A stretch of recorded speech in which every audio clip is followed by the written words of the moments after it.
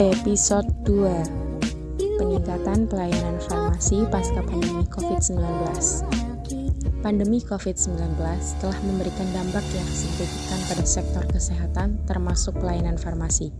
Pasca pandemi, diperlukan peningkatan pelayanan farmasi untuk memastikan ketersediaan obat dan alat kesehatan yang memadai bagi masyarakat. Peningkatan pelayanan farmasi pasca pandemi COVID-19 mencakup beberapa aspek, seperti perbaikan distribusi obat, pengadaan stok obat yang cukup, dan peningkatan kualitas layanan farmasi. Perbaikan sistem distribusi obat.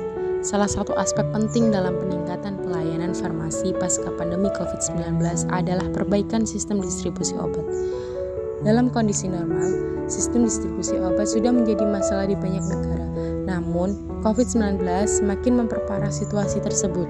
Untuk memperbaiki sistem distribusi obat, perlu dilakukan koordinasi antara apotik, rumah sakit, dan pusat distribusi obat.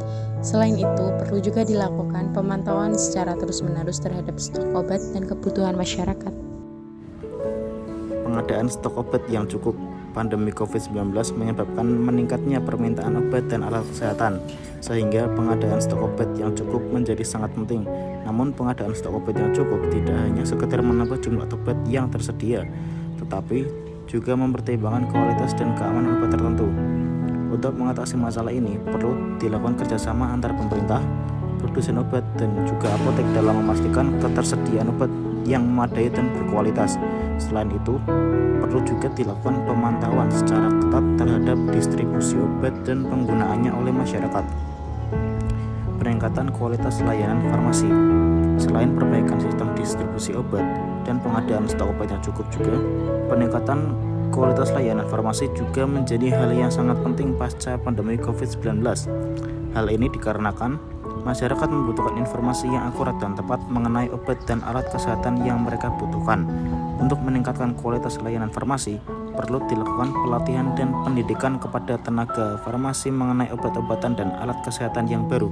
Selain itu, perlu juga dilakukan penguatan regulasi dan pengawasan terhadap praktek farmasi yang buruk. Dalam rangka mencapai tujuan tersebut, perlu dilakukan kerjasama antara pemerintah, produsen obat, apotek, dan tenaga farmasi. Selain itu, perlu juga dilakukan pemantauan dan pengawasan secara ketat terhadap distribusi obat dan praktek farmasi yang buruk.